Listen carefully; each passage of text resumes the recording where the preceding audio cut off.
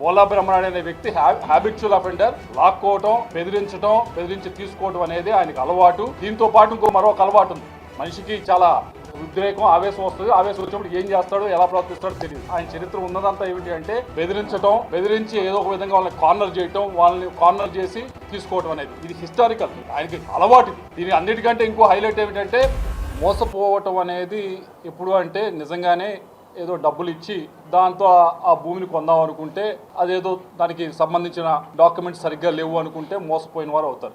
కానీ ఆ దొంగ డాక్యుమెంట్స్ ని క్రియేట్ చేయటం అంటే ఏదో ఒక ల్యాండ్ పేపర్స్ మాత్రమే కాదు, జీవోలు కూడా దొంగ జీవోలు తయారు చేశారు. దొంగ జీవోలతో ఆగలేదు. ఆ దొంగ జీవోలతో పాటు హైడ్రా అని ఒక వ్యవస్థ హైదరాబాద్ లో పనిచేస్తా ఉంది. ఆ వ్యవస్థకు కూడా వారికి కూడా వీరు ఒక డాక్యుమెంట్ పంపించారు, ఫోర్జరీ డాక్యుమెంట్ చేసి.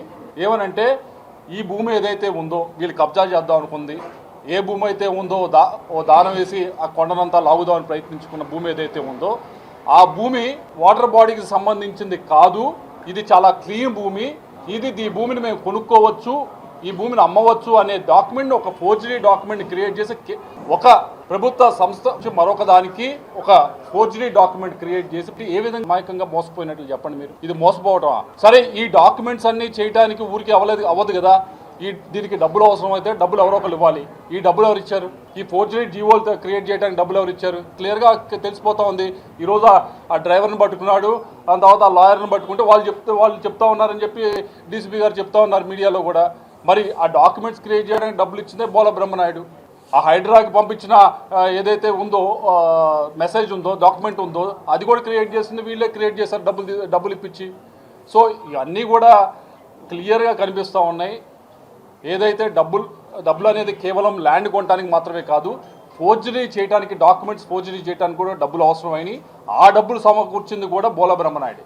ఫోర్జరీ చేయడానికి కావాల్సిన డబ్బులు కూడా సమకూర్చింది కూడా బోలా బ్రహ్మనాయుడు.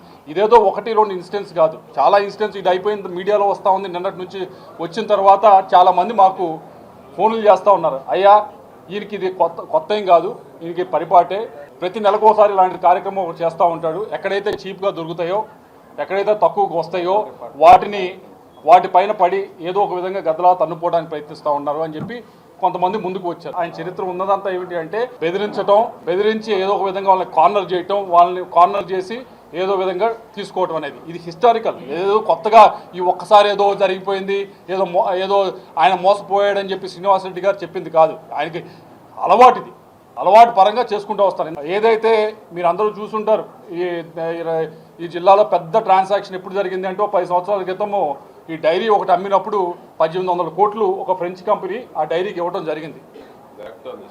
ఆ డైరీకి ఇచ్చినప్పుడు ఫ్రెంచ్ కంపెనీ వాళ్ళు రాశారు, అయ్యా నువ్వు ఆ కంపెనీ వాళ్ళకి చెప్పారు, 3 పార్ట్నర్సే ఉన్నారు, 3 పార్ట్నర్స్ ఉన్నారు, వాళ్ళకి చెప్పారు, అయ్యా మీరు ఈ కంపెనీకి మీకు మాకు అమ్ముతున్నారు కాబట్టి దాంట్లో ఉన్న కండిషన్ ఏమిటంటే మీరు 3-4 సంవత్సరాలు, ఒక 5 సంవత్సరాలన్నా మీరు ఈ ఫీల్డ్లోకి రాకూడదు అనేది దానిలో చెప్పింది తిరుమల డైరీ అమ్మినప్పుడు.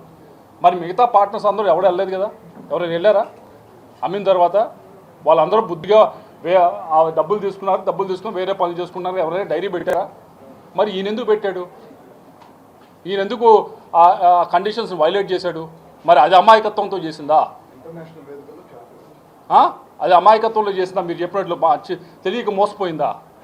తెలిసి ఎదురు మోసం చేయటం. కాబట్టి ఎవరైతే ఈ సాక్షి నుంచి అడుగుతూ ఉన్నారో, లేకపోతే వైఎస్ఆర్ కాంగ్రెస్ పార్టీ నుంచి శ్రీనివాసరెడ్డి గారు కొంతమంది ఒకరిద్దరితో మాట్లాడించే ప్రయత్నం చేస్తూ ఉన్నారు, ఇది కేవలం ఎదురువారిని ఏదో ఒక విధంగా మభ్యపెట్టడం, ఈ టాపిక్ డైవర్ట్ చేయడానికి ప్రయత్నించడం కార్యక్రమం. కానీ ఆయనకి హ్యాబిచువల్ అఫెండర్, బోలా బ్రహ్మనాయుడు అనే వ్యక్తి హ్యాబిచువల్ అఫెండర్. లాక్కోవటం, బెదిరించి తీసుకోవటం అనేది ఆయనకు అలవాటు. దీంతో పాటు ఇంకో మరొక అలవాటు ఉంది. మీరు చూశారు ఎలక్షన్స్ ముందప్పుడు వీడియో బాగా వైరల్ అయింది, చూశారు కదా. ఏం గుర్తుందా? మీడియా సమావేశం పెడితేనే మిమ్మల్ని తిట్టాడు. ఎటువంటి బూతులు తిట్టాడు చూసారా? ఎటువంటి బూతులు తిట్టారు విన్నారా?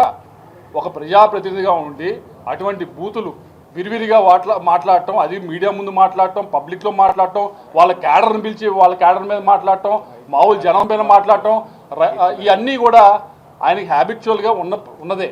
మనిషికి చాలా ఉద్రేకం, ఆవేశం వస్తుంది. ఆవేశం వచ్చినప్పుడు ఏం చేస్తాడో, ఎలా ప్రవర్తిస్తాడో తెలియదు. దీని అన్నిటికంటే ఇంకో హైలైట్ ఏమిటంటే, ఒక రైతు వెళ్ళి, నరేంద్ర అనే రైతు ఒకడు వెళ్ళి, అయ్యా పండించిన పంట ఉంది, పంటకి అమ్మాయి కార్యక్రమం చేస్తూ ఉన్నాము, కానీ కొనేవాళ్ళు ఎవరు రావట్లేదు, ఆఫీసర్ ఎవరు రావట్లేదు అని అడిగితే ఆ రైతుని 307 పెట్టించి జైల్లో పెట్టించిన వ్యక్తి ఆ వ్యక్తి. ఇది అమాయకత్వంతో చేసిందా, తెలియక చేసిందా? కాదు కదా. కాబట్టి దయచేసి ఏదైతే సాక్షి వారు కానీ లేకపోతే వైఎస్ఆర్ కాంగ్రెస్ పార్టీ వారు కానీ ఏదైతే ప్రయత్నిస్తున్నారో, అడగడానికి ప్రయత్నిస్తున్నారో, కథని సేల్ చేయడానికి ప్రయత్నిస్తున్నారో దయచేసి మానుకోవాలని విన్నవించుకుంటా ఉన్నాను.